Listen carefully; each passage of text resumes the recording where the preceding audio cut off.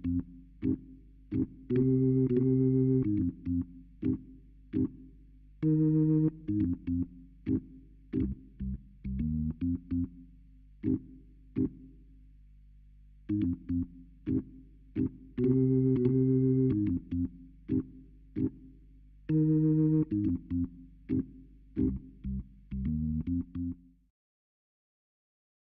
concept is simple. Turn $50 into $1,000 playing the finest night tracks every Thursday night. This is Bankroll Building and Bourbon. All right. Hello. Happy Thursday. We're loading in the gate here at Turfway Park. Mark was very, very excited to get this going. Unfortunately, we missed his race a couple minutes ago, but Mark, you probably would have missed anyways, right? Yeah, I would have missed. I was gonna, I'm trying to track you down, and I got to be a little aggressive, and I would have been a little too aggressive. Well, I'm gonna try to end this right here. I'm at 890.62.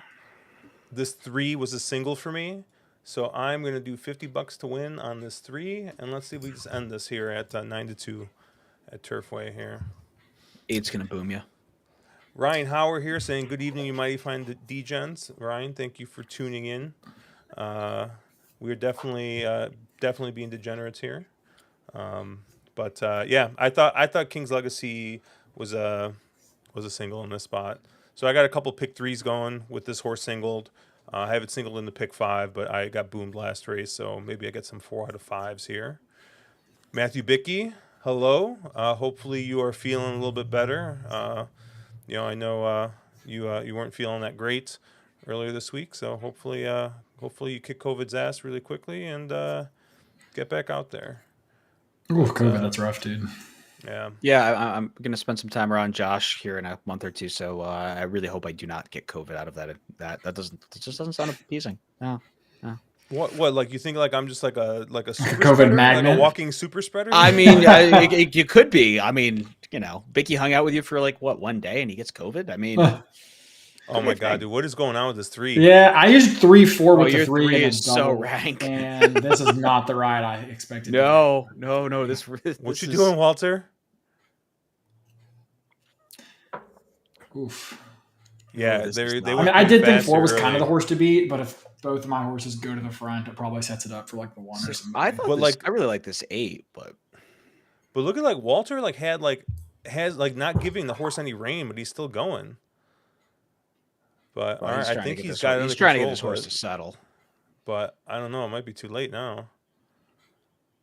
In Walter, I trust. Walter is Walter's out of options right now. This 8 looks loaded. Yeah, he does. Yeah, it's one that's 2 frustrating races in a row if you count Delta, where it's just the race does not set up the way you expect from a pace angle. No, that last at Delta was the same way. It just, man. I'm waiting for chat to start giving Corrales crap again for something. Well, your 8's going to run away and hide, Mark. Yeah, he is. Did you bet it? A bit of an idiot. No, I did not. That's unfortunate. Well, it's a thing. I see things I like at Turfway. I just don't trust myself enough there to actually really fire wagers. Another thing is like, okay, I like the 8 there. Who do I link the 8 with? I mean, 8 over 3-6 double or something is probably how I would have played it. And I don't really know if I don't know what was it playing. I didn't even look, honestly. We were kind of rushing to get along. No, I mean, I'm just if I went 8 over. I mean, doubles were paying okay into the next, which is how I probably would have tried to link it together. But I just don't trust myself here. So I shouldn't. So yeah. I'm down $50. That was pretty quick. But we got Delta coming up here in a little bit. Let me pull the PPs for that, so I have that. How on earth did this? Caleb, I was joking around about this 2 opening up at like 2-1 at Delta. Let's try 12-1. How does 12-1 sound? Who are they betting? They're slamming this 7. Tugboat went off at 1-5 off that win last time out, but I mean, Tugboat is your quintessential horse that fires every other race. He's never really run big back-to-back races, and I mean, I like Tugboat. He's a cool horse, but with how speed favoring the track is, I just do not know if Tugboat's. He's going to have a lot of work to do in the lane. maybe he can get it done again, but like he's right back at the same level. I can't imagine the 4-year-old, suddenly figured something out, and it just feels like I don't know. It just feels like Tugboat is just massively overbet here. Yeah, there's no way I think that holds. But yeah, I didn't have the 7 on any of my tickets. I thought it went through the 2 or the 3. Yeah.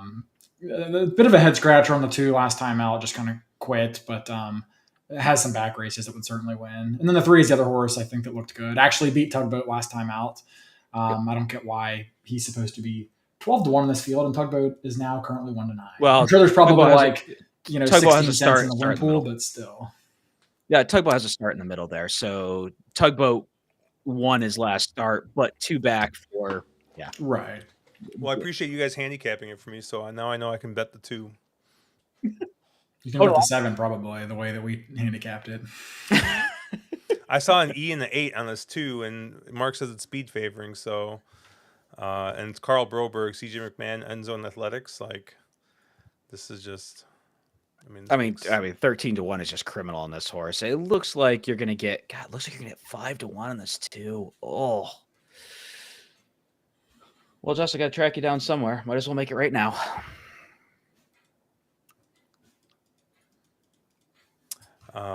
Yeah. So it looks like Ryan's saying here he's looking to develop his process there. We're gonna do a. I know Ryan. I think you had asked last time about handicapping video. We were gonna try and do it this week, but I think we just kind of all got. It just didn't kind of come together. I think this week, and then next week I know Caleb's out.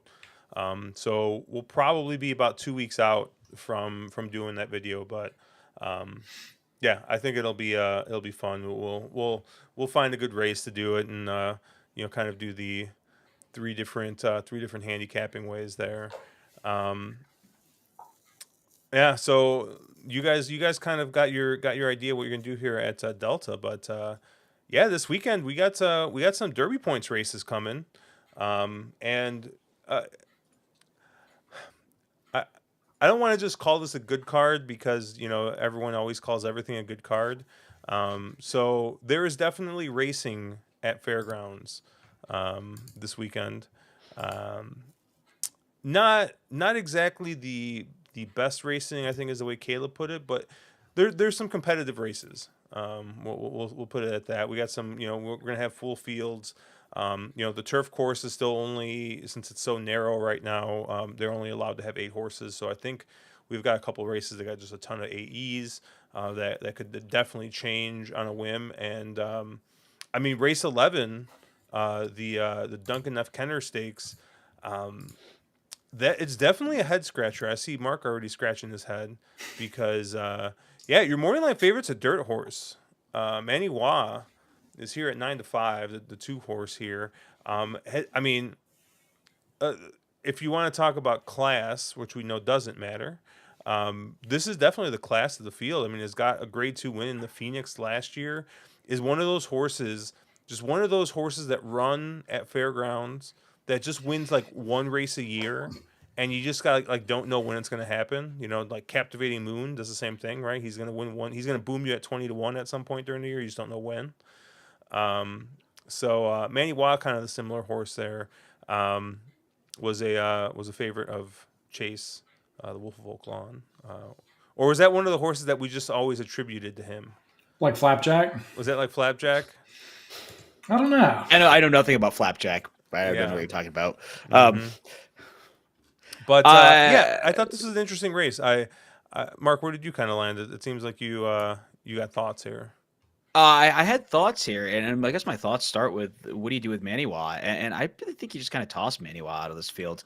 Maniwa's turf win, his one turf win, is not good enough to win this. He's only 1 for 3 at Fairgrounds. He's only 5 for 36 lifetime. This is not a win machine, and this horse is going to is taking a ton of money in here, and I don't understand why he should be 9-5. I think that's just an absolutely absurd price on on Maniwa. I think it really depends in here what you end up doing with the also eligibles, or how many of the also eligibles actually end up getting in the race. I thought a number of those horses were kind of interesting, specifically the 9.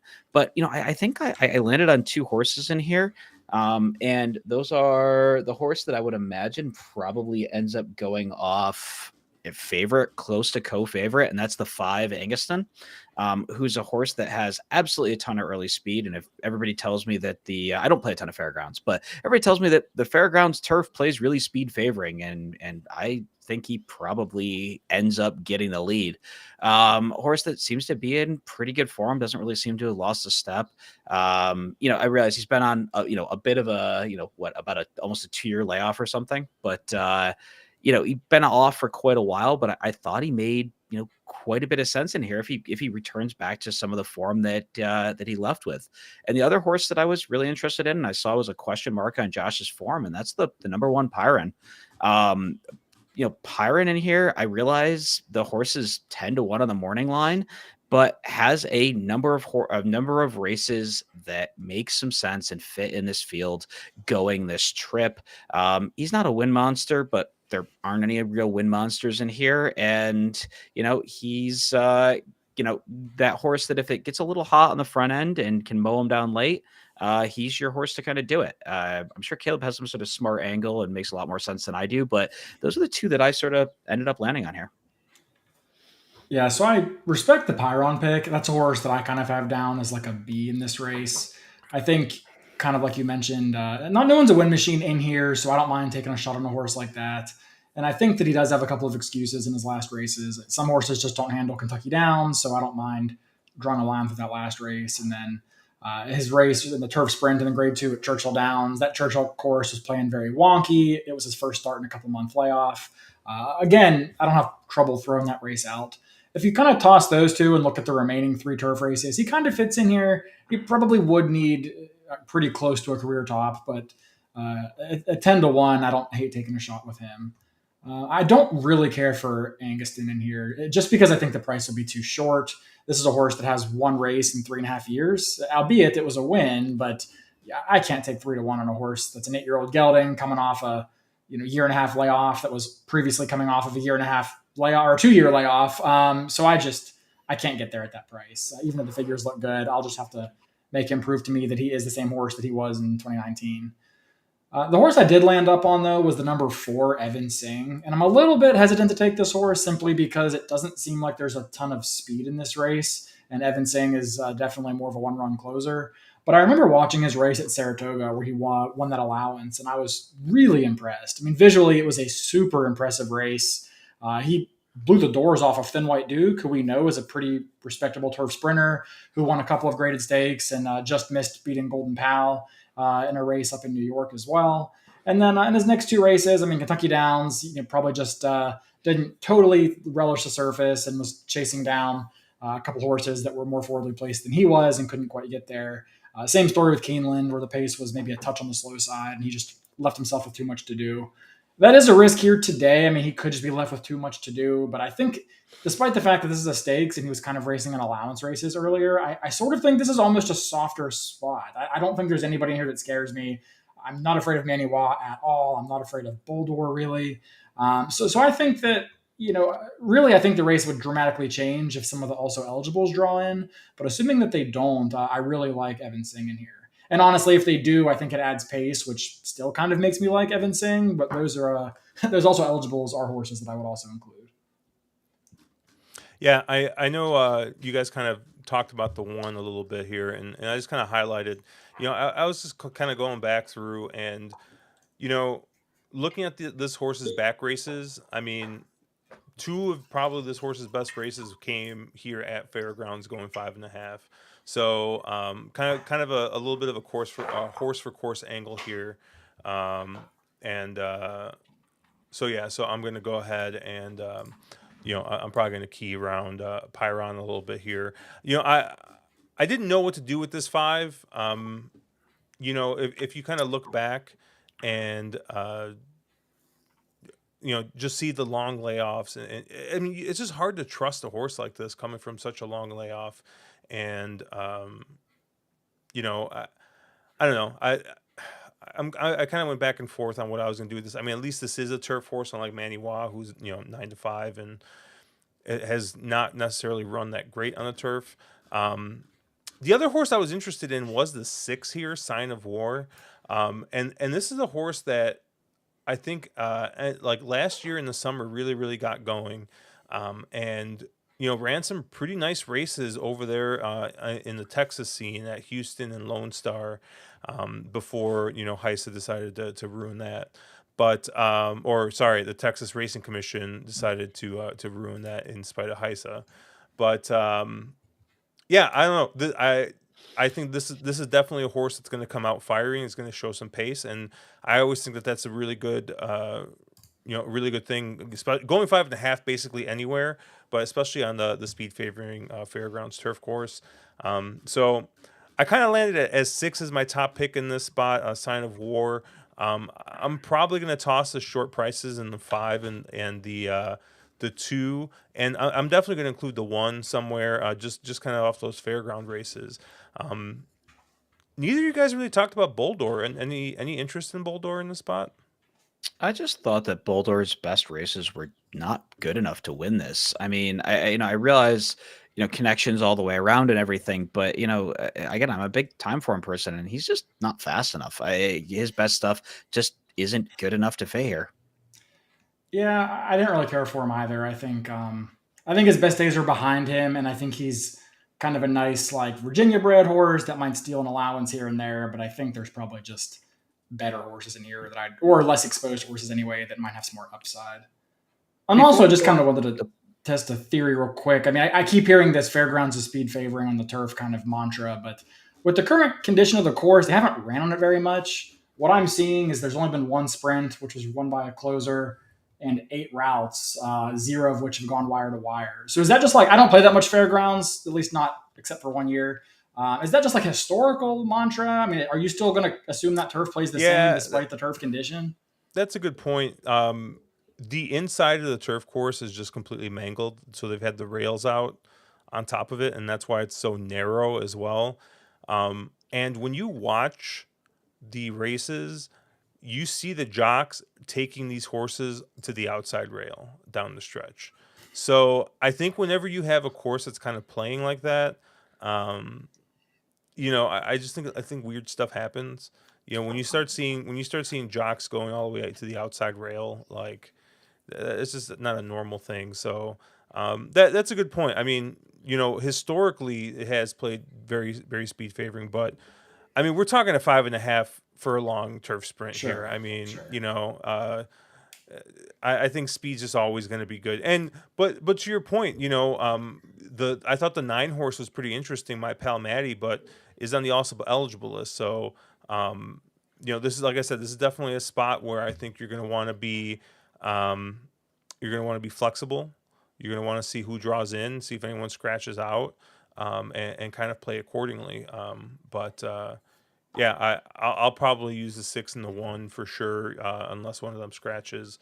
A little interested in the 9, if the 9 draws in as well, outside speed.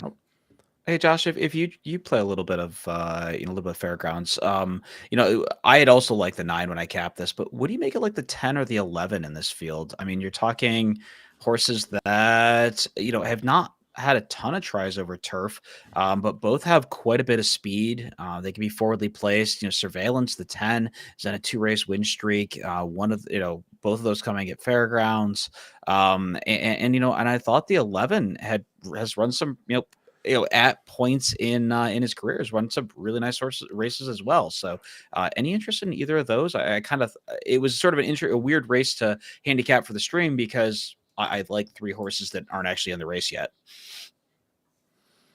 Yeah, I mean, I don't know. I kind of almost wonder if these horses are entered as like MTO types. I know they're on the also eligible list, but I don't know. I mean, trying turf for the second time for both of these as 6-year-olds is kind of I don't know. I mean, it is a very soft spot. I mean, let's be real here. I mean, maybe that's why Manny Wah decided to try going back to the turf as well. It's a pretty soft spot here, so yeah, I don't know. I Mhm. really don't know what to do. I mean, I don't think that dirt speed necessarily always translates to turf speed. Um, so like um, there's no real guarantee that like a horse like Bango is going to go ahead and show as much speed as he has on the dirt. And Surveillance has been a presser type anyways. So and going back to his 5.5 for a long turf race, he kind of did the same thing there. So I know there. I mean, yeah. If they draw in, it makes things a little bit more interesting, I guess. But I don't know. I'm gonna try and go with horses that have proven themselves over the grass a little bit at least. Yeah. I mean, for me, 9 makes all of my tickets if he draws in. 10 makes some. 11 makes none. So that's how I would view that. What? How much time we got here till the next race at You got Delta? 3 minutes at Delta. All right. Let's pull this up again real quick. So we got 3 minutes till Delta. Your 2 is now at 7-1. So like a $25 win bet will get there for me. And you block me if you do that. So Yeah, I know, which is exactly why. I mean, I think that's such a good idea. I mean, it's an E8 as well. It's a three cherry horse here. it's The, like the a one Josh A, trifecta right there. it is the 1A is scratched, and the 7 is 1-2 here.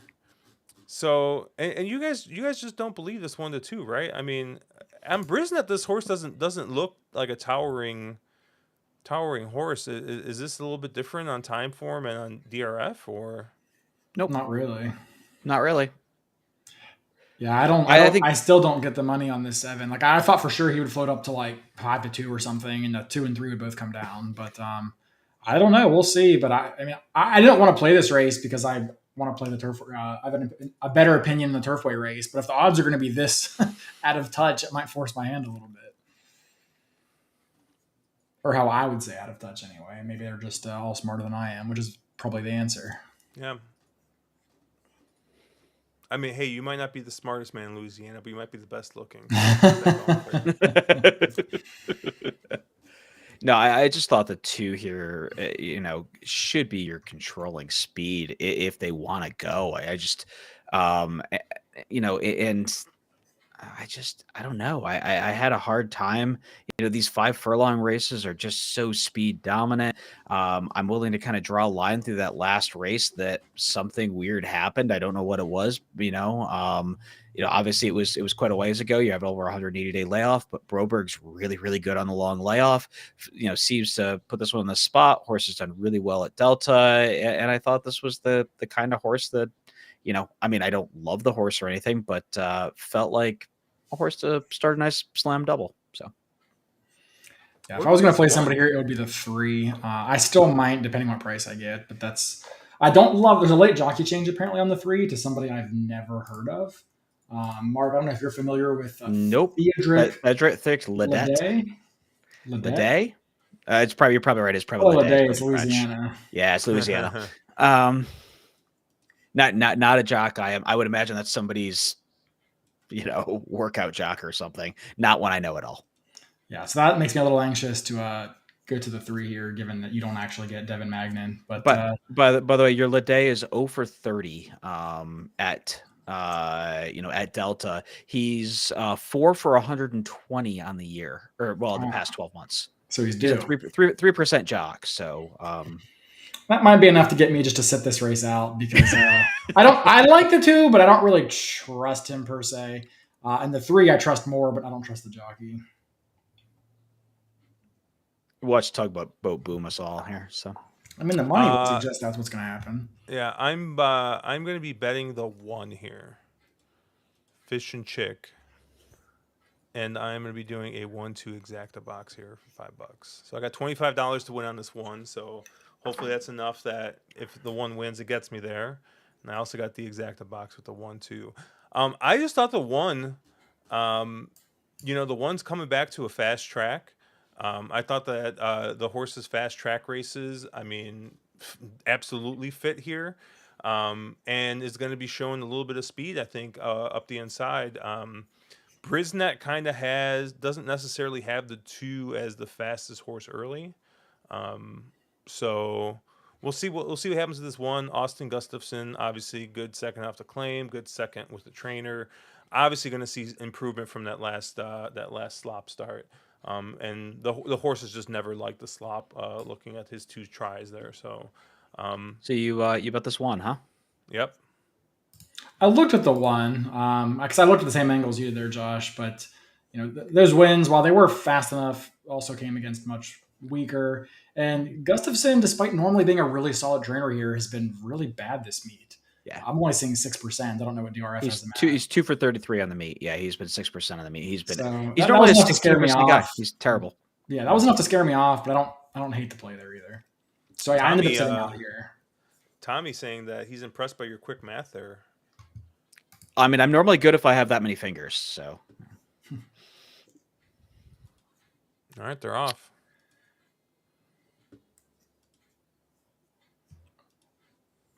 Well, the 2 did clear, but then the cavalry caught up a little bit. The 2's also 7-2 now, so that price was definitely not. What did we say, Mark? 5-2. We weren't that far off. I think I said 2-1, but 2-1.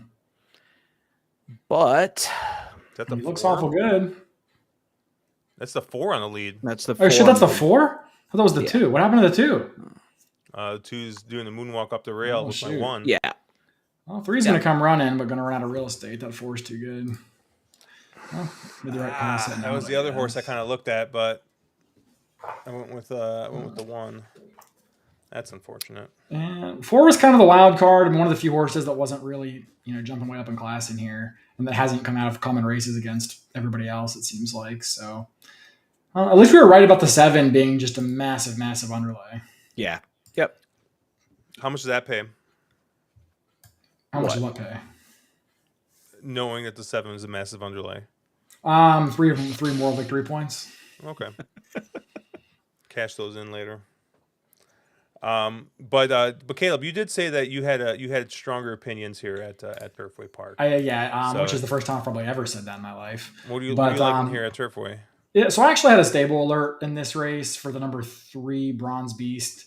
And when I looked at the scratches and kind of looked at the rest of the field, I figured this horse would go off as the favorite.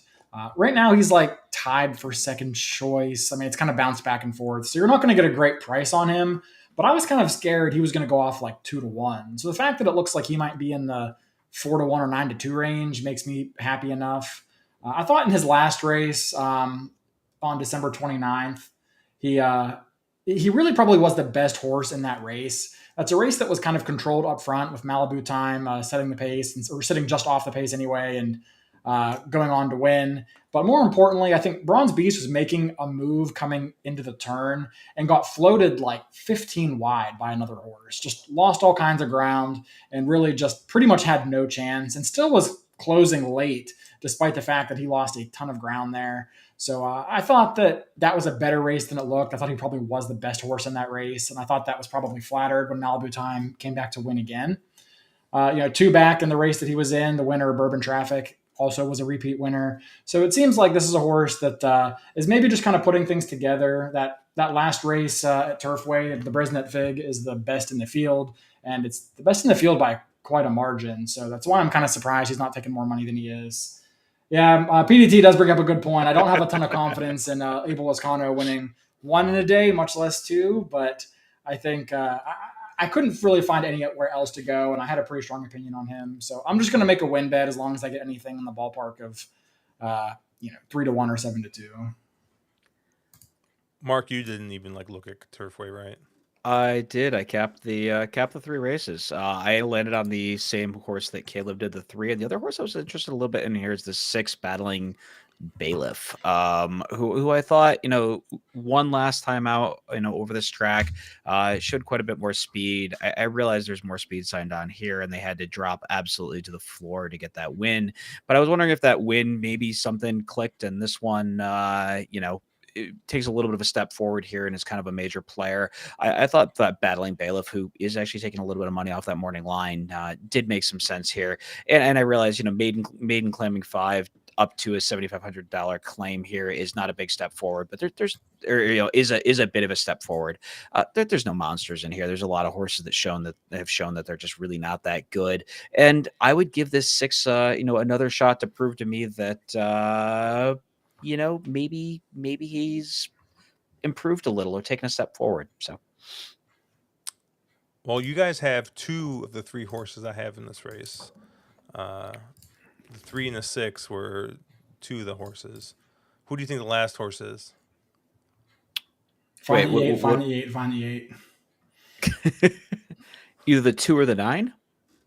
The 9 horse, Gerardo 9 Corrales horse. There we here. go. Corrales horse. Currently, I think he's sitting at like 24-1. And we're gonna see if we get some old school Corrales magic here on a a horse that kind of looks like it's been going the wrong way. Joe Ramos rode this horse twice, and I mean, wasn't really in with a chance. The fact that Corrales takes this mount just has got me scratching my head a little bit, because I mean he naturally does have basically his pick almost of what mounts he wants to take. So, and I don't know, I feel like he usually takes live horses here. So I don't know. There was basically hope and a prayer with Corrales here. S run style. Horse hasn't really shown much.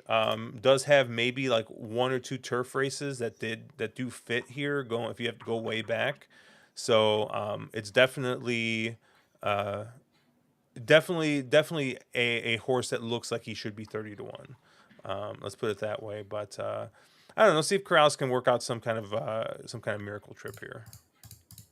I did the same thing. I was trying to figure out why on earth Corrales is on this horse when it makes absolutely zero sense. It's one of those horses that, like, if Corrales wins this, he's like 100% got a buzzer, right? Like, that's the only thing that makes any sense. But yeah.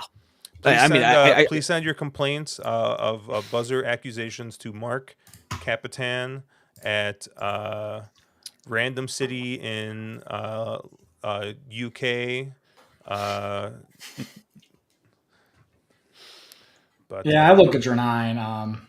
I couldn't quite get there, but 25-1 on the best jock in the colony. I mean, you could do worse. Is he the best jock in the colony right now, though? I think consistently, yes, even though maybe he's been kind of colder lately. We're gonna do a little $4 exacta box here: the 3, the 6, and the 9. I just put my so I had $20 left for the day, and I put all of it on the 4 to win. Just trying to get that money to take a legitimate shot somewhere else. The 3 to win? The 3 to win, yeah. Okay, because I was gonna say that 4 is 54-1. Like that's a nice dude. So Matthew was sitting next to me when this happened, but this weekend we were playing. I was playing in that Hawthorne contest, and there was a horse that was 70-1. Was it 70-1 or 40-1? No, 70-1 because I worked out it was going to be $1,400. I put 20 to win on it.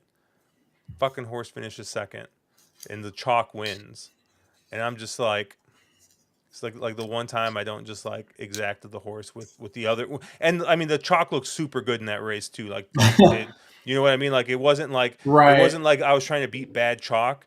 It was just like I thought that horse had a shot, and it was like a $250 exacta or something stupid, and I was like, oh well. Once that happened, I was down to my last $20. I was like, well, yeah, that's basically how my day's been going. Right. But so this 9. Yeah. I'm setting a trip right now. They're not I didn't realize it was off yet. Not exactly flying out there. No. They're all bunched up. 23. It's probably 23:47 the way they're going.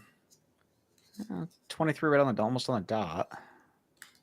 Well, I mean, I saw that one. I'm not that good. I'm guessing 47. I saw the 23.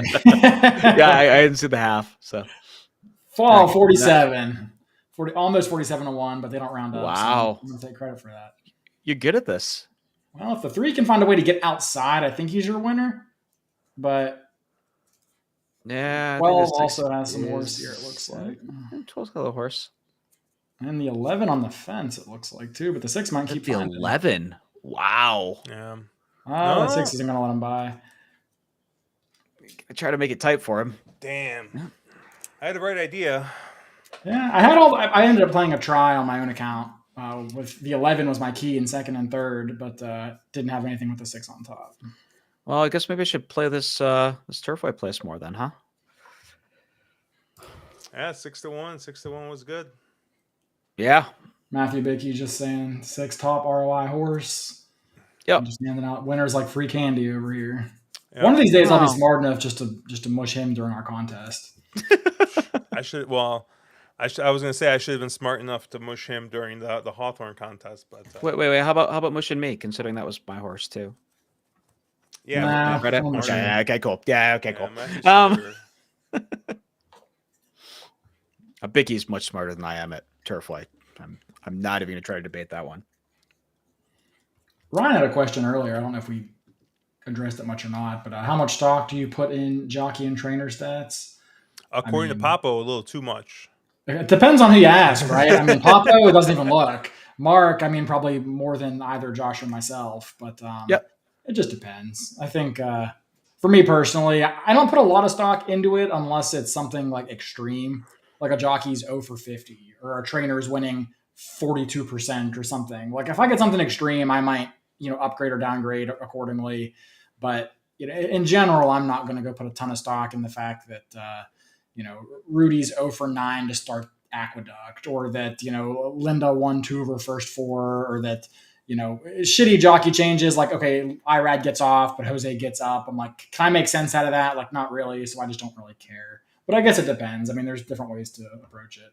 Yeah, I'll agree with you there, Caleb. But I think, to your Rudy line, Rudy's what, 3 for 35 or something, 3 for 38 to start the Aqueduct meet. I think things like that I do take a little more note of. And also note there are certain trainers who, when they go to a certain jock, tend to have outstanding percentages. If they're using some, whatever bug that's a 3% bug, and then they go and they get Johnny Velasquez up and they have 30% with that jock, well, then there's intent there, and you're implying that horse might be a little more alive. So I think it's very situational. It depends. If that trainer is I'll use the Tom Morley line a lot. You'll see Tom Morley grabbing Javier Castellano, right? And when he does, the two of them together are a very high percentage. So if he's using Eric Cancel for a bunch of races, and then he goes to Javier, he probably has that horse ready and really ready to fire a nice performance. So but again, it is situational. I mean, I'm just surprised. I mean, they just left you the biggest. He just left you the biggest opening to talk about JJ and Morley that entire time. He And you did. just He didn't go did. there. Yeah, I just- know. I respect the restraint.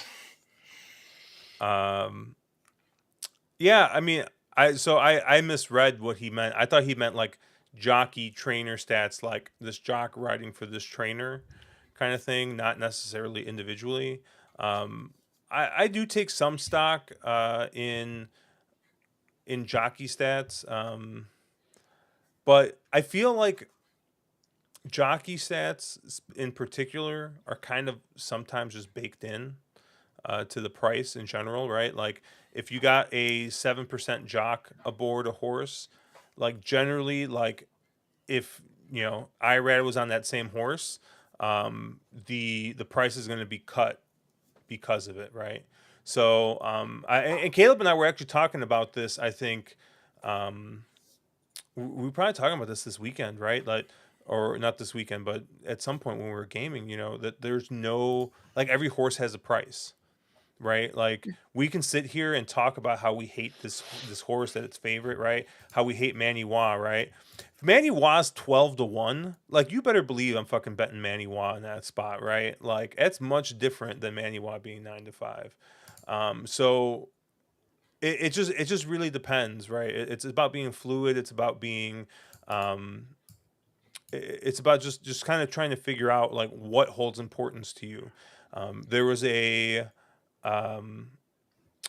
horse at Santa Anita that went off at like 24 to 1, and literally the only reason I bet it was like a plus trainer move, and like it was like kind of like a pedigree play, right? And like sometimes for a horse that's like 30 to 1, and you see that this is a plus ROI move for a trainer. I mean, like something that little, it might be enough for you to make a play on that type of horse. So it really Yeah. just depends, right? Like, go ahead, Mark. Sorry. I was just saying, there's also a what are you using this play for? Is this a horse you want to win bet straight up? Okay, well that's one thing. Is it hey, I need a big price in a tournament to get myself into the money, for contention? Well, that's a different conversation.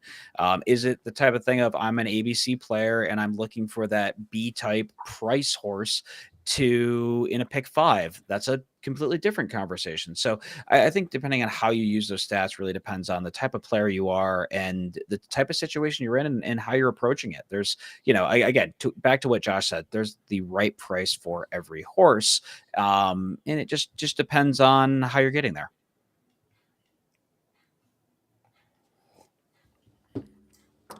Yeah, You wanna cover like Ryan was Fairgrounds talking race, or what are you specifically thinking? about that Oh, here we 9 go. there. Yeah. So On that 9.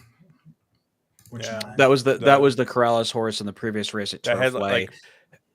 Oh, that 25-1 horse. Yeah. Whatever. And I think to me that was that's a horse I would never win bet, but it's a horse I might have as like a C type on maybe a pick five, right? It's a horse that, geez, I don't want a Corrales on a huge price to blow up a nice structure I had, but I was way more interested in somebody like the 3 or the 6 there. So it's a horse that, yeah, oh, totally, yeah, yes, Josh, my 25-1s are defensive, yes, clearly. I had to find the button. I haven't used it in a while. All right, Mark. Race 8 here. We got an allowance race at Delta Oh, Downs. geez, you're gonna make me go back to Delta, huh? I mean, it's up to you. Unoho is running in here. This is like the neatest race I've seen in such a long time. This is such a weird, absolutely bizarre, super weird race, and I don't know. Like I am so confused in here. I ended up on the 5 and the 6 in here. The 5 is your 3. Yeah, I know.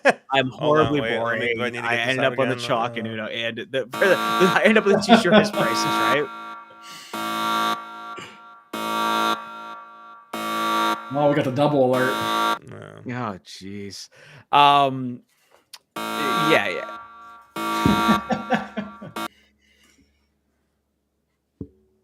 Now Mark's afraid to talk.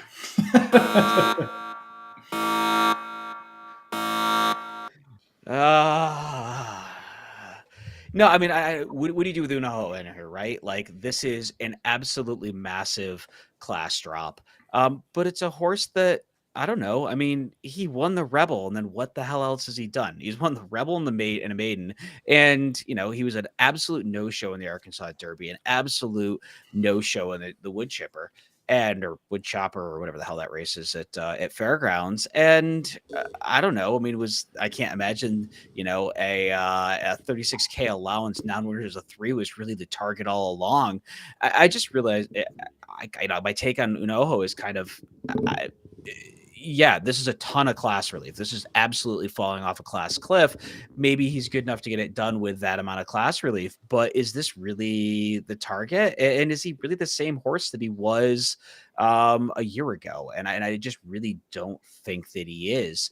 And once you get sort of, past Unoho, there's some super interesting horses in here. I'm sure Caleb's probably on somebody like this one, but I don't know. I ended up on the 2 logicals. I wasn't super creative in this race, and yeah. Mark, you said you landed up on the 5 and the 6, but then you spent the entire time talking about why you don't like the 6. So I know. And I agree with you. I mean, I love these kind of races. And as Matthew Bickey kind of said in the chat, I mean, for me, high profile horses, everybody knows the name, or there's a horse with one eye. Like those horses always take so much money.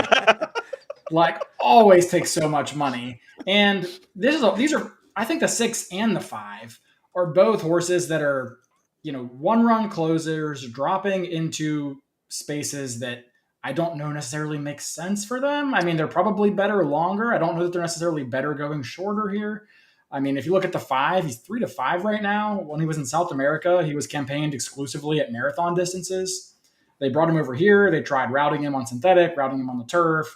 That didn't really work. They put him in a dirt sprint. He ran okay, I guess, in a 6-horse field. tried stretching him back out. So, I mean, this just feels like a very weird spot for a horse that doesn't have any early speed. The same argument really goes to the 6. I don't think, Unoho, this doesn't seem like his jam is bull ring tight turns going, 6.5. So I am actually using one of the, well, 2 horses, one of which you mentioned, Mark, was the 1. Yeah. And I just thought there wasn't a lot of speed in here. And I thought the 1 and the 3 were the 2 horses I thought were most likely to go to the front. The 3 Delta races I've seen tonight would indicate that speed is generally good. I mean, maybe not like, it's not going to carry horses across the wire if you're not good enough, but it certainly seems like, if you're not in front in the turn, it's tough to make up that last bit of ground in the stretch. So I like the 3 the best here for sure. Actually beat Unoho and that terrible wood chipper that got rained off the turf and went as a 4-horse field. But even before that, I mean, the horse likes Delta. He has good speed. He doesn't need the lead. So I think he can probably sit just off of what I assume will be the 1 who gets the lead from the rail here. But I'm definitely willing to give a shot to the 1, as I assume he's going to be quite a bit of a better price. I mean, yeah, he's looking at 14-1 right now, whereas the 3 is 5-1. So I like the 1 and the 3 both quite a bit in here. I won't have any of the 5 or 6. Yeah, I know. I kept beating myself up and kind of going around in circles, and Bicky is spot on that I pulled an Andy Serling there. But no, the thing is, historically, shippers have done very well at Delta. If you can find those horses that are shipping in from out of the area and coming here, they've done real well. So I took the 2 shippers. I kind of hate how I shouldn't say kind of. I completely hate how I handicapped this race. I feel like I had no opinion and just took the worst way out, which is exactly what I did. So you can give me all the defensive B alerts you want, Josh. Yeah, I actually kind of like this 4 here. Cameo Dancer for David Gomez and Maria Baca aboard here. And this is kind of like, at least for me, when I don't see a, necessarily, need the lead type horse, I start trying to read the tea leaves a little bit here. And this 4 does have the highest E2 number last out. Well, I guess Life is a Banquet also had a nice E2 number there, but that was also routing, not going 6.5. So, yeah, I kind of was trying to figure out. I like your 1, 2, Caleb. That horse seems to kind of fit. I don't hate the 3 either. I mean, I think you can go, or sorry, the 2. So I think you can definitely go a couple of different ways here. I think I'm going to lean on the 1. I'm going to have a little bit of a win bet here on this, the 4. I'm going to have a little bit of a win bet here on this 4. Last look, it was like 24-1, 25-1 right now, longest price on the board. And I feel like I've boomed Mark with the longest price on the board at Delta before. So why not keep it going? So I think I'm going to probably do something like 4, and then I don't know, maybe a 1-2-4, a small 1-2-4 exacta, and see if we can, get some balloons going here. Yeah, I do like the 2 a little bit. I didn't know what to do with that horse, but kind of strikes me as one that only shows up against state breds. Kind of got dusted in both tries against open companies, but I did give him a look because he's the horse that I thought might be able to wrestle the lead away from the 1. I'll tell you what, man, they are not betting down Unoho though, like I thought they would. Agreed. I agree with you there. I have a feeling everybody saw what I was dunking on Unoho for, which is just that you got to make a lot of excuses for those last 2, and the company kept getting softer, and he just hasn't really shown up. I maybe this is right to the bottom, and he takes a big step forward and returns to his prior form, or maybe he's just really over this whole racing thing. I think you're giving a lot of credit to the betting public here.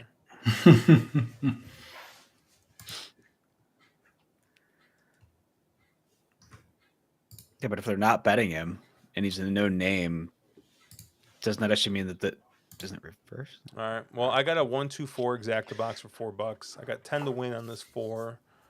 I'm down with those bets in. I'm down to 747. So I'm down like 100. Is it bad that I'm actually rooting for you to hit one of these bets? No, I mean, I want this to end too, and I want to cash this money out, and I want to be just drowning myself in bourbon purchased by you guys. I did pull out a nice bottle for tonight, though. I do have the Doc Swinson's Ooh, seal nice. box pick Ooh, here. very nice. This How is is really it? really good. I love this. I actually sent I sent a couple samples out to Ed DeRosa, a couple different bourbon samples, and he said that this was his favorite, and he said it wasn't even close. And By the way, I sent him a good Nulu pick, and I sent him a the barrel single barrel I have. So I'm a and little shout out to disappointed Ed that. DeRosa, happy birthday to Ed DeRosa today. Oh, I happy believe he birthday, turns Dad. 43 today. Happy Um, birthday. I'm a little disappointed you're not drinking an IPA. I drank those last night. I had two last night, and then my wife had just opened one up today. Oh, Um, nice. Good. I like Focal Banger, but man, I really like Heady Topper. Like I don't know, man. It's You just like so you like the big? Okay. well, Focal Banger I feel like is more bitter, and Heady Topper is I feel like more more New Englandly, right? It's more it's I think it's more of like a hazy type, Yeah, if I remember correctly, but maybe I much prefer Focal. To me, Focal is a beer that you can sit like Hetty. You can have one, and one is hard to finish. It's just big. It's huge. It's like just a ton. And but Focal you could at least have two, and it's not as big and not as over the top hoppy. But I mean they're interesting. both good. They both have their own place. See, because like I thought Heady Topper was Hetty's Hetty's a triple. Focal's a double. what's that sample bottle? Oh yeah, they weren't They weren't the pint Caleb sized size ones. ones. Yeah, Caleb was trying to get a whole bottle of like Stag Junior or Stag I Sentiment mean, or you whatever. gotta try. If you ain't cheating, you ain't trying. Wait, do you need a bottle of Stag? Or wait, Stag or Stag Junior? No, Neither. you. It's a long story. Oh, okay. Okay. PDT was sending me some samples, and I ordered him sample bottles, but I didn't pay attention to the size, and they were like, I forget, but they were like significantly larger than a sample bottle should Oh, okay. be. Okay. Okay. I would say shipping sample bottles down there. I don't really trust the Louisiana Post Office service at this point. Yeah, thankfully the last bottle made it safely. Yeah, seriously. I packed that one a little better. I wonder if I had. Man, did I have? I don't know. I'll have to get back to you, Mark, because like reading the descriptions for both the beers, it seems like I have them flipped. Yeah, Focal is in the black cans, Yeah, and Hetty is I the know, and silver Heady cans. Topper was the first one I drank last night, and I much enjoyed it more than Focal. But I Hmm. remember Focal Banger being harder to drink, like being like a more of a double IPA. But Focal Oh, no. Banger is the New England IPA. Heady Yep. Topper is a double IPA. Interesting. Maybe it's just the hops that they use in each of them. Well, I mean, Um, they consider technically Hetty as a triple because it's like 9% alcohol, it and doesn't Focal matter. is the double. I mean, whatever. It's but they're both along the same idea. Hetty is just taken a bit further with more hops, more alcohol,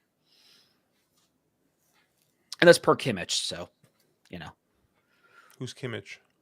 the guy who runs Alchemist Brewery, Oh. John Kimmich. I'm I not know that him. big of a So beer nerd. I used to I'm be, but disappointed.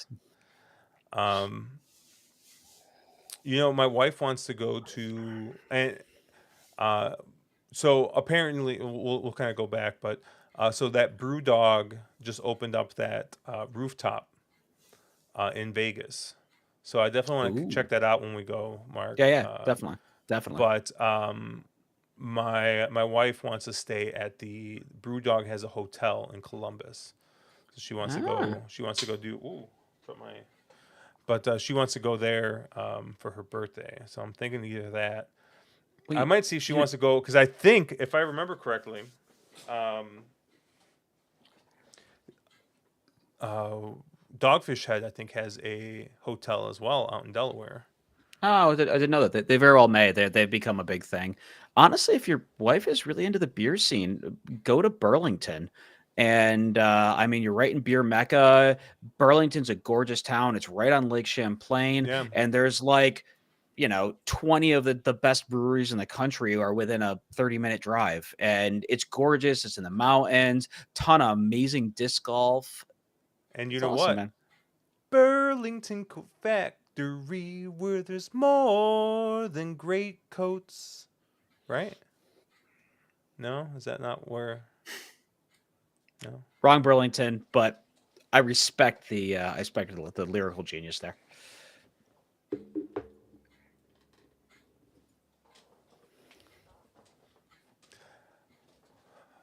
All right, so they're loading here into the gate here at Delta Downs. Yeah, see, PDT is in the know. That's NC. Yep, wrong Burlington. We know. Actually, I'm gonna look this up. Dogfish Head They're in Delaware somewhere. Hotel. Are we actually going to talk about Fairgrounds? They sold to Yeah, they're part of InBev, aren't they? no Sam Adams. Oh, okay. Well, that's not as bad, but still. Yeah. Nice. Matthew booked his flights. Damn, they're staying like a full week. Yeah. What was it, like $5,000-$6,000, man? Yeah, I saw your The Twitter last I checked? post. That looked ridiculous. But I guess flights out of Charleston, West Virginia can't be cheap. Well, Matthew, you'll have to let us know if you guys want to do dinner, because as of now, the three of us are going. Brian Duransky, who was in chat earlier, is going. So we'll see who else is going there. Sheldon's trying to go, right? Yeah. Yeah, I think he's only going if he can get in. Well, they're off of There goes Delta. that One just sprinted clear. The two, clearly something wrong. Yeah. Yeah, that's probably a good decision, Matthew. What did he do? He's going to drive to Charlotte. And Okay. Yeah. instead. Yeah. It's like the most anti-Naira thing in the universe watching these tracks. Like a horse gets clear and all of a sudden two other horses go up to pressure. Compared to like Naira, you could have 4 E8s in the race and somehow none of them go. Hey, if my 4 is good enough, I think that's the trip. 4 definitely got the right trip, but I do think the 5 being placed where he is, I don't think the 5 from right here is, yeah. Fall off. Re-rally on the fence. Jump the shadow. Okay. So Unoho is clearly over this horse racing thing and just bet Chilean marathon horses at Delta. Got it. Yeah. My God, dude, my 40-1 runs second again. Okay. Oh. Do I want to look at how much that exacta pays? Nope. I'll tell you. Only 34. Oh, only $34. Okay, that's fine. For 2. That's fine. The Valley wasn't that horse winning. Are we going to talk about this stupid Fairgrounds place? Yeah, we can. I mean, your call. 12. Race 12 here is going to be the. Well, actually, let me take a look at Turfway here before I do this here. What did I like here? Did you like anything at Turfway? I liked the 12, and then I had probably like 4 horses after him I thought looked usable, which was the 1, 4, 10, and 11. My main opinion here is I don't really like the 6, the big clash dropper for Brendan Walsh, Go Dolphin horse. Don't need that horse at 3-1. If I was going to take a short price, I think the 12 on the cutback makes a lot of sense in here. And then I thought some of the first time starters looked a little bit sneaky, like the 1, 4, and the 7 and 10. Yeah, I really like the 10. I like the 10 as well. Yeah. I was actually 1, 2, 6, 10 here. So I might do a little trifecta box. I was 6-10 over 2-11, 12. 1, 2, 6, I feel like between the Matthew Sims horses, I mean, I know the rail kind of sucks at Turfway, but I feel like I would want the 1 over the 10, and you're getting the same price on both, which is interesting. I just assume that if Corrales is hopping up on a maiden, that the horse is probably live. I didn't overthink it beyond that. So.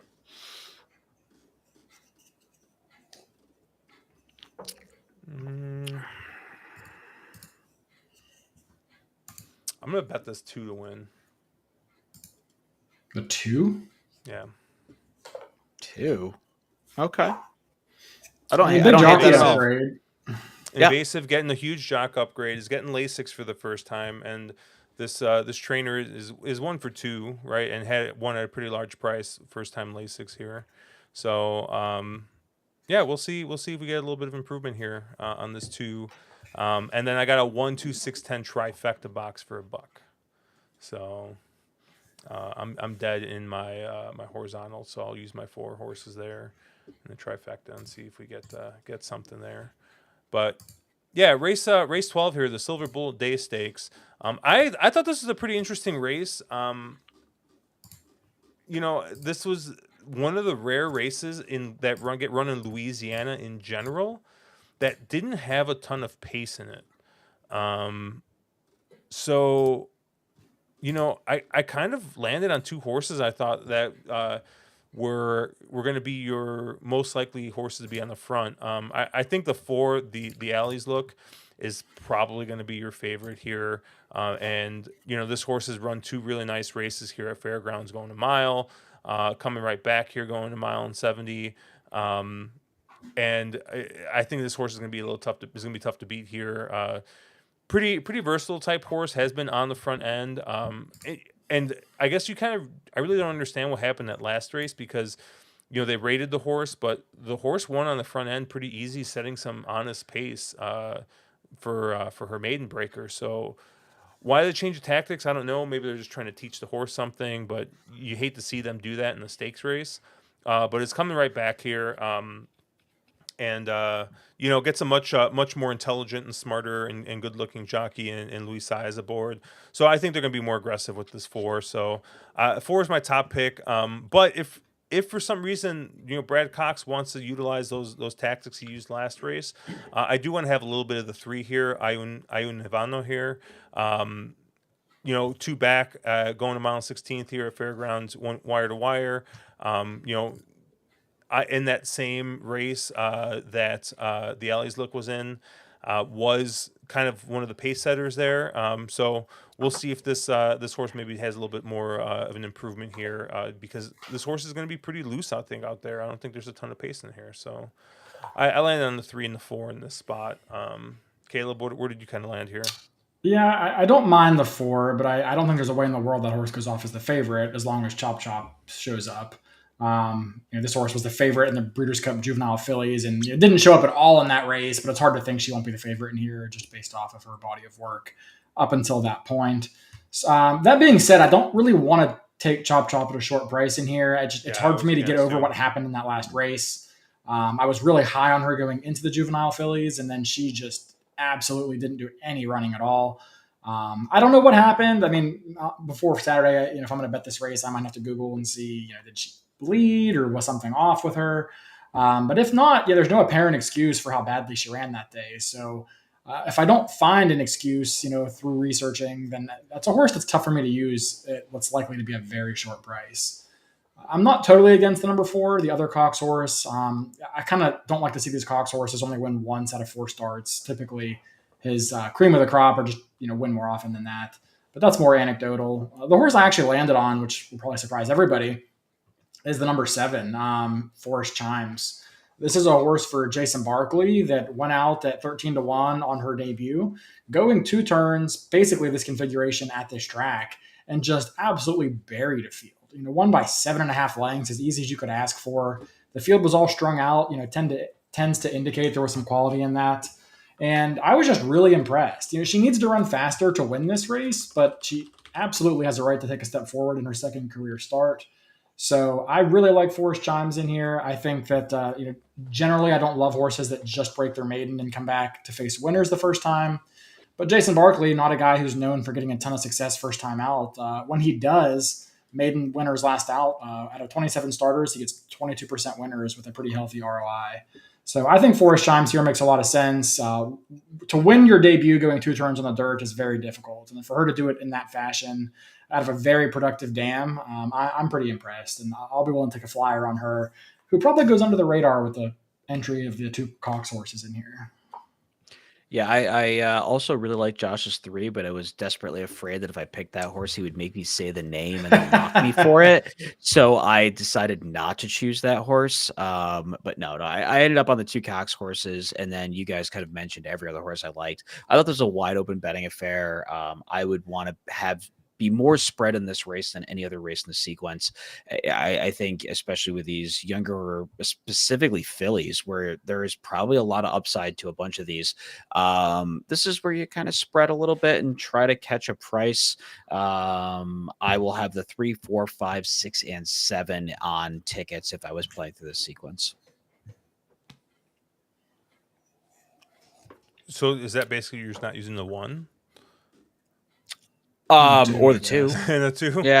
Yeah, one of the 2 I'm not using, but no, I think it's a race that you can spread a bit on. So, and we have a minute because they're still off. The jocks are all off at Turfway. So, yeah, I don't know what's going on there. it looks like I would imagine a horse ran off. Or it's Turfway. They have random things like lights stop working, or there's a random hole That in was the Sam rail or Houston. something. Which Was it the hole? Was Turfway the hole in the rail? Which, if you haven't listened to the latest episode of Drinking Champagne, Andrew was very fired up about Sam Houston and the current state of affairs there. I will say I do agree with one Andrew Champagne. That is the best episode of Drinking Champagne that has been so far. There are random call outs to people that deserve it. Champagne absolutely dunks on about 10 different people. It's a very good listen, quite entertaining. Yeah, I don't know if the viewers or the listeners are going to like it as much as the last episode for some reason. I don't know if like we just got attacked by bots or what happened, but like the last episode got like 8,000 listens or something ridiculous when like we normally get like 1% of that, or not 1%, but it's not that many. So yeah. Oh, this looks like a shoe repair, I'm guessing. Oh no, and are they scrap or some sort of a saddle repair on this 4? I think they tossed a jock because there's a new jock change. There's a new jock. Oh, okay. Well then, we got some time if that's the case. Yeah, we do. Race 13 here, the Louisiana. This is always a good race. They always draw an interesting field for this race. I don't know so much about this year, but usually they draw a really nice race. Yeah, your morning line favorite in this race is going to be Zozos at 3-1. If you guys remember Zozos from last year, there was a little bit of discussion on whether Zozos or Cyberknife were the Brad Cox horse, right? Because Zozos and Cyberknife were dodging each other, so he's trying to get both of them into the Derby. Zozos at 3-1. Forza de Oro shows up here at 9-2. You got a couple Run Classic, Happy American at 4-1. Mr. Wireless, I believe he won the Governor's Cup, didn't he, last year? No, he didn't. He won the West Virginia Derby? Yeah, West Virginia Derby 2 years ago. So near and dear to Caleb's heart, Mr. Wireless there. But it's an interesting field. Mark, where did you kind of land here? I was just gonna say. I mean, I looked at this field, and I mean, I don't want to beat up any horses in here, but this is we complain about having too many graded stakes in the United States. Isn't this really like an optional 100, or shouldn't this be like an optional 75 or something? Like there's no horses in here. This is a very unimpressive, uninspiring field. These are all allowance horses. Every horse in this field has been massively exposed, right? Like at this point, I mean, this is a lot of like who should have been, or we thought, a year ago and 5 races ago, we thought that this was the next up and coming horse, and they just never delivered and never showed up. And now they're running in this race, which is a G3. Like, I get it, but I mean, I don't know. It just aren't those just what grade 3s are, though? Yeah, I mean, if I'm gonna get on my soapbox about a stakes race, it's not gonna be a grade 3 at Fairgrounds. Like, I've seen grade 1s that are no better than this. Like, those are the ones that have bigger problem. Okay. Yeah, if I'm gonna get on my soapbox, it's gonna be stakes races after the Breeders' Cup Classics that are limited to 3-year-olds, like the Malibu. Go fuck yourself, Malibu. You should be like grade 3. I agree. I agree with that as well. But there's no monsters in this race. I ended up on I ended up on. There is a monster in this race. There's absolutely a monster in this race. There is a single in this race. My top choice is the Josh horse, the 2 Run Classic. It's definitely not Run Classic. No. Okay. Well, I think it is run classic. I mean, Speed the Speed should be able to get all sorts of loose. And, in a race where there's no wind monsters in here, I will take the horse that seems to occasionally like winning. I think there's a lot of other ones in here who have been, I know class doesn't matter, but I think there's a lot of other horses in here who have been really class exposed. So, run classic, the two can play catch me if you can. And I think therefore he's the horse I'm most interested in. Yeah, I initially had Run Classic marked down, but the more I looked at him, just the less I liked him. And I mean, he last time out, I have him marked down as I have him marked down as worst of speed, which is my shorthand for a horse went wire to wire. This horse dueled and wasn't good enough, and that horse was Bal Harbor. Like that is not a horse that I have much respect for. Well, only thing I respect the horse. He's a cool old 8 or 9 I year was old. going to say you this love point. Bell Harbor, I so I don't do. know where that's coming But from. he's not a horse that I think is a grade 3, like legitimate, very good horse at this stage of his career. To get wired by that horse, just I have a bit of a hard time, especially when you were 6-5 and you lost, and then you get beat at 3-5, 2 back. Yeah, I just can't really go back at what is surely going to be a short price again. So I kind of ended up on the 2 outside horses, the 8 and the 9. Zozos, I think, is the least exposed horse in the field. Throughout the Kentucky Derby, obviously, his only other loss came to Epicenter, who was the best horse in the class. He kind of came back, showed he's no worse for wear in that tune-up race last time, and I think he will be a handful. And then Mr. Wireless, I also like. He's not a horse that typically puts wins together all that often. He definitely took the Indiana Derby, West Virginia Derby, Oklahoma Derby kind of route as a 3-year-old, but he's turned to a very serviceable, listed stakes, grade 3 kind of horse. And I think this might be the kind of spot where he might just be good enough to stalk off the pace and kick by, because I'm not too afraid of anyone else in here. They're off at Turfway for what that's worth. They are. And my horses, I don't even see them on the. Ooh, who did you bet here? I have the one. I bet the 2 to win. Mm. But I got the 1, 2, 6, 10 trifecta box. I don't see the 1 or 10 anywhere.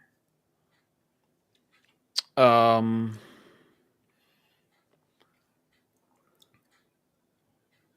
the 12 does not have it. It looks like maybe the 6, the big clash dropper. 6. So I really want to know what my ROI would be if every time Caleb says I hate this horse, if I just bet it, because I'm pretty sure it'd be really good. Yeah, I mean, generally they're going to be favorites, so you never know. Who was the second? Was that the Corrales horse? No, I think it was the 8, wasn't it? Oh, it was the 8. Never mind. Which one was the Corrales horse? The 10, right? Yeah. Oh well, done with that. Man, you guys don't like Forza de Oro here, huh? Not at all. Not even a little bit. Really? No. I thought that this was clearly the horse to beat in this spot, and it wasn't even close. Wow. As opposed to last time where he was beat by 2 horses in this race. Yeah, it's fine though. Yeah, it's fine though. So you're just blindly betting Cox horses. I mean, you're betting for some hidden scroll magic with this horse. I am absolutely betting for that. No, I mean, I did think that this was the most proven of the horses in here. I mean, Caleb obviously brings up a very good point. Got beat by 2 horses in this field last time out here at Fairgrounds, going the same distance. But I don't know. Maybe we see a little bit of that was off a layoff. It was first time with Brad Cox. We'll see if, a little bit more time off the layoff there. If he improves a little bit, and with the exception of his 2019 time, I don't know. This has been a really weirdly campaigned horse where he's just always going one off the layoff. But last time on the layoff, second time off the layoff, he did improve in that Woodward. So I don't know. I thought that this horse has just been running with better horses, has been beating better horses. But I think, Caleb, you do bring up a good point. There is a question because this horse got beat by 2 of the horses in this field. If you're playing the matchup, it's going to be a little bit tough. But I don't know. I think you're getting the right price. I think 9-2 is definitely a very, very fair price, I think, on the 7 horse. But Yeah, I mean, at I, least I didn't pick Chess I'll Chief, put it this right? way, Josh. If he can return to the magic that he had in the Bill Mott barn from 2 years ago, he's a player here. If he can't refine that 2 years ago Bill Mott form, he just doesn't really belong here. So I mean, he's just not fast enough to win this race. But there's I've seen bigger asterisks. I think for me, you're saying 9-2 is the right price. I think more like 7 or 8-1 is probably the price where I need to get to be interested in refining the 2-year-old Bill Mott magic. That's fair. Caleb hates the horse, and what did you just say, Mark? I said 8-1. Yeah, No, but you no, got to bet him Caleb if I hates the hit him. horse. Caleb hates the horse, and what did you say Oh, previously? just blind bet If you horses that just Caleb blind hates. bet horses that Caleb That's hates, right. I I mean, what would your mean, return on investment be? yeah, see, he always says it's always chalk, but 9-2 is not chalk. That's true. This one's I don't hate him as much as I would if he was like 2-1 though. I mean, Now, if he was only a Mountaineer shipper, oh my God, would Caleb ever hate him? oh yeah, Well, I especially you mean, put up he's like betting. He likes Mr. Wireless, which is basically a Mountaineer shipper at this I point. don't hate. Mr. Wireless is a hard horse to not like. He does like to win, and this is kind of his company. These are his friends. Like this is the level he wins at. And I think if Mr. Wireless at 5-1, I can't fault anybody for liking Mr. Wireless at 5-1 here. He's just as likely to win. A 6 for 13 lifetime horse. What's not to like there? I don't hate Caleb's take on Mr. Wireless. He's just I don't know. I mean, yeah, sure, it's fine, and he's a bit of an every other type, and maybe it's just the every.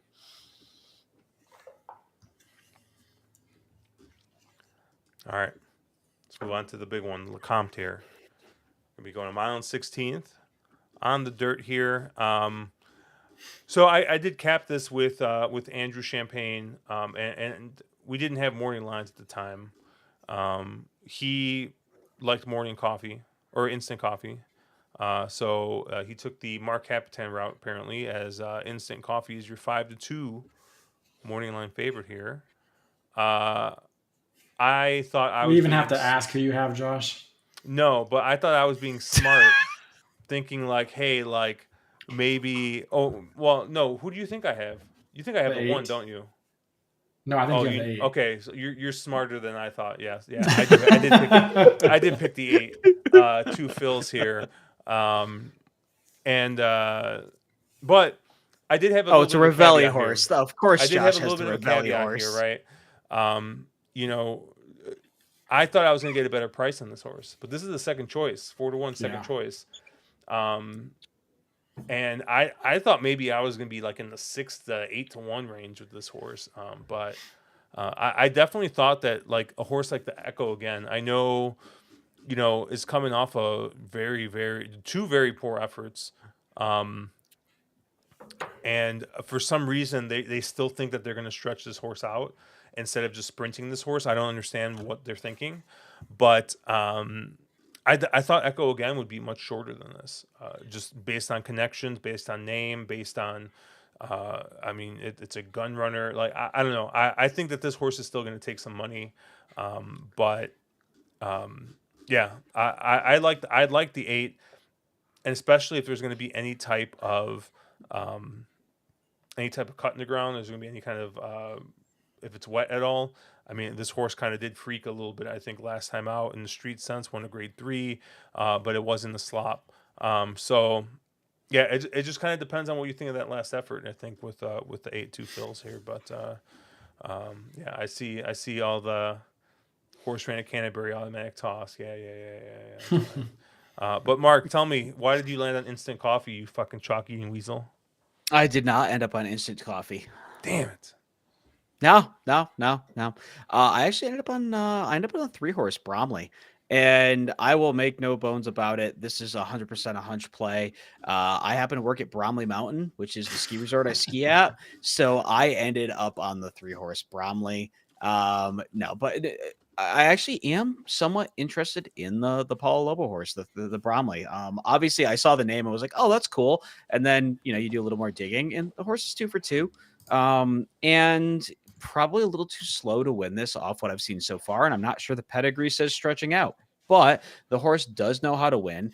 And I thought it really interesting that Javier Castellano flies in to pick up the mount for Paulo Lobo. Lobo does tend to go to JJ with his best stuff.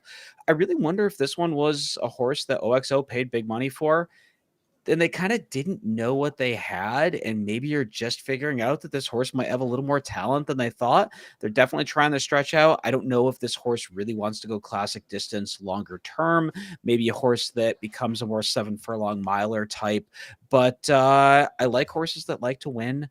I don't really know what to make of a lot of the rest of this field, and at least this horse, I think, still has some upside. So 5-1 a horse with upside that I find a little interesting. I'm pretty cool with being very very aggressive with your Bromley.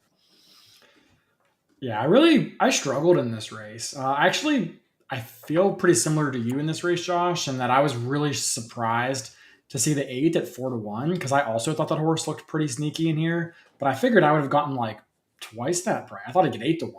Yeah. And I figured a horse like Echo Again would probably be your second choice in the 3-1 ballpark, which I still probably think he will be. I think that horse, A, I don't think he goes off 6-1. I think he takes a lot of money. And B, I think he's an absolute takeout reducer in this race. So go ahead and put him in the winner's circle now. But I think this horse is just an absolute takeout reducer. I have no interest in him. Wait, did you say takeout reducer? I repeated myself because I knew we had a siren. I was waiting for it. But yeah, I think the only way I could see it is if the track comes up just lightning quick and super speed favoring. He probably does get the lead in here. Maybe he goes all the way, but it's really hard to get by his last 2 races, which were just pretty terrible. I did like the 8, like Josh did. I'm not really sure what he's beaten, but I would say he's probably about 3 lengths slower than Instant Coffee, the 7, who I think is going to be very short in here. And I don't know, maybe he's able to turn the tables in here if I can get a better price. Now, at 5-2 versus 4-1, that's not the right prices there. But if Instant Coffee goes off more like 8-5 or 9-5, and then Two Fills goes off, 6 or 7-1, and now I think we're probably in a more realistic ballpark for what I'd be looking to bet. I didn't know what to do with Instant Coffee. I really struggled. I mean, the horse, if you look at Brisnet or even Timeform for that matter, that race is so low. The race came back very slow in the Kentucky Jockey Club. Now, the pace was really slow. So oftentimes slow-paced races screw up final times, which lead to slow speed figures. This horse closed against a slow pace, which makes me want to upgrade him. But everybody closed in that race. The race fell apart despite the slow pace. So I don't really know what to do with that horse. As what I assume is the likely favorite, as a horse that I don't have a very good opinion about and who I think needs to probably run a faster race to win, I'm inclined to throw him out. But we'll see. This is a horse that I don't have a strong stance on. I don't know how I'm going to handle. Could be somewhat price dependent, maybe from a live win betting perspective. And from a pick 5 perspective, I struggled here as well because other than the 8, I didn't really find anybody that I felt really that I had to use. I did like Mark's 3 Bromley a little bit. I think that horse is interesting. And then I even gave a look to the 4 and the 7. I'm sorry, the 4 a little bit. Confidence Game, who I'm not really sure what kind of trip he works out because he probably doesn't get the lead, but has passed horses in the in previous races. So that's another horse I thought might be a little bit interesting in here. But it really just depends for me. I'm definitely going to have the 8 on most of my tickets. And then if I toss the 7, I'd be using the 3 and the 4 instead. If I use the 7, I probably wouldn't go much deeper than 7-8. Yeah, the thing that really concerns me about the 7 is the speed figures are just getting worse. The progressively worse speed figures. Well, as they stretch him out, he seems to get slower. That's not what you want to see. That's not a classic distance horse. I mean, I think you see this with some of these Boltaoros. They want a mile. That's about what they want. And I don't know if there was really anything in that Kentucky Jockey Club. I mean, Curly Jack. Who else ran in that, Caleb? I don't know if you got time for him up. In the Jockey Club? Yeah, I don't remember there being any. No, it wasn't like a super strong race. I mean, Curly Jack won a race. That was the race he actually ran good in. You had Hayes Strike, Red Route 1, Dennington, who's in this race, Cyclone Mischief, Freedom Trail, and Western Ghent. Yeah. Cyclone Mischief did exit that race to win. He's the only horse to come out of that race and actually win out of 4 horses that came out, and it was an N1X allowance race. So take that for what it's worth. Would the sheets give instant coffee? Because things I'm looking at say that he had a ton of ground loss. So I'm just wondering. I don't have the sheets up for that race yet, so I don't know. Yeah, I thought it was an interesting race. I was against what I thought were going to be the 2 short prices, which were the 1 and the 7. Obviously, I honestly thought maybe the 1 might even go off favored in the morning line. Like I thought, just thinking, like I said, by name, right? Like I didn't think that the horse. I think the 1 probably you need like 10-1 to take that 1 horse to win. Yeah, there. But, I think the morning lines are pretty poor there. I would guess. I think you're going to see a lot of movement off those lines.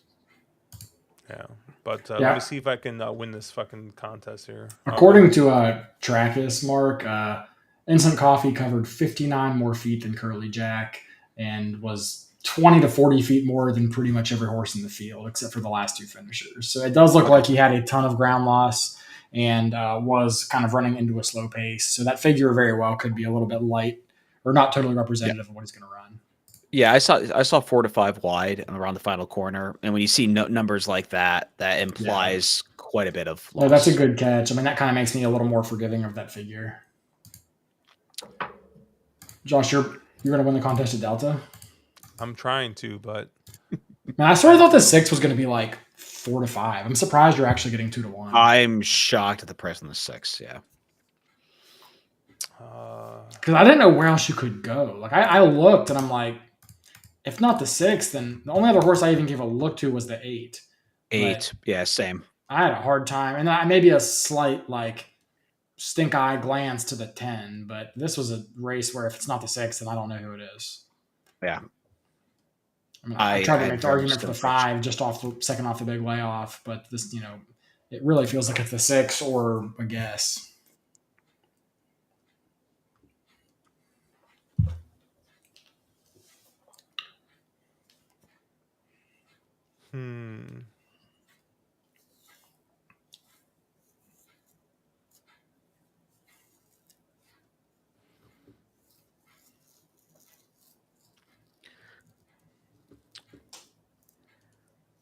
So not even a flow cal mention this weekend, Josh? You gonna buy in? no. You buying in, Mark? Yeah, I'm in already. I knew you said you had some work stuff this weekend, so I wasn't sure. Yeah, I'm skiing this weekend, but I have a beard to play for me. So A very large beard, I'm assuming. I mean, I'm sure he'll play for you unless you're bot lane. Nah.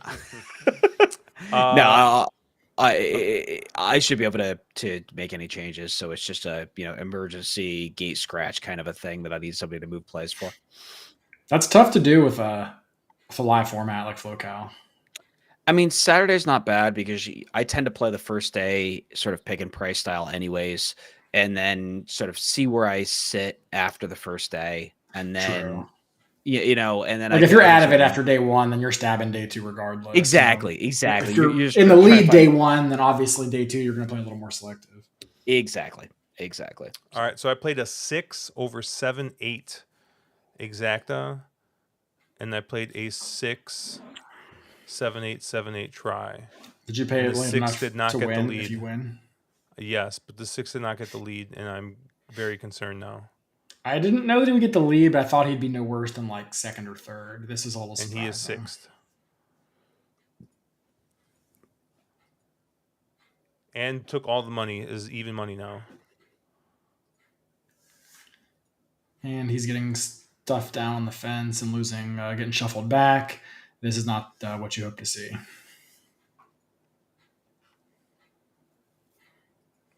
It's going to finish 8-7, isn't it? Looks like it's going to be the 10.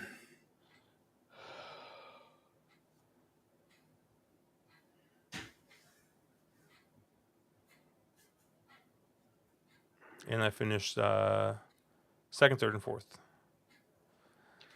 Oh my God, dude, I hate this fucking track. Well, if it makes you feel any better, Mark, I am now down to 653. Oh, I'm going to be rebuying, so. From Oh, 50 well. to 1,000 and from 1,000 to 50. Yeah, basically, right? Goodness gracious, man. This is freaking awful. Whose idea was this? I don't know. I was hoping that when I was at like 900, you guys would just be like, yeah, we're done with this. But.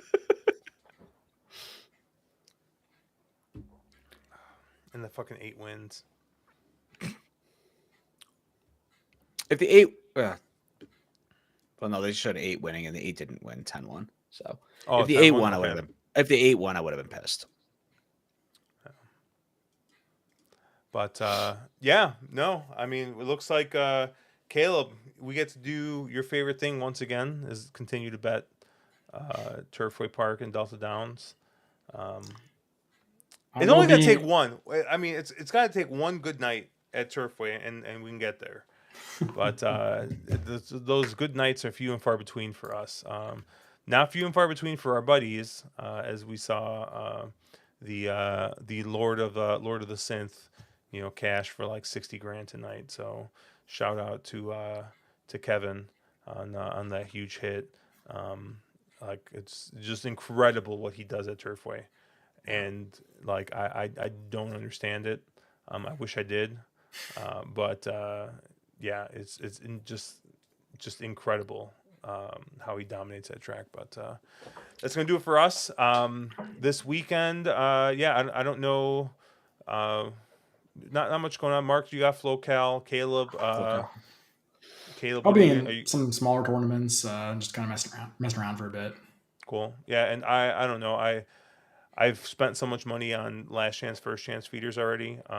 So I think on tomorrow I'm going to play the $75 NHC, and then I don't know, maybe I'll play some NHC feeders. But yeah, I'm not. I don't think I can put any more money into the last chance, first chance qualifiers because I think I'm already at like 6, which is like $360 in. So I'm just gonna buy the one seat, and we'll see what happens. But good luck in FloCal this weekend, Mark. Thank you. Matthew, good luck in FloCal. I'm sure he's playing as well. Yeah, he did say he's playing as Yeah, well. he said he was playing. Yeah. Yep. And yeah, if any of you guys are going to be out in Vegas that week, just hit us up on Twitter. Let us know. And we'll grab a drink and wall in our sorrow, because we'll see if any of us get in via the last chance, first chance. But if not, bottles on Caleb. That's what I learned with Vegas. So we'll catch you guys later.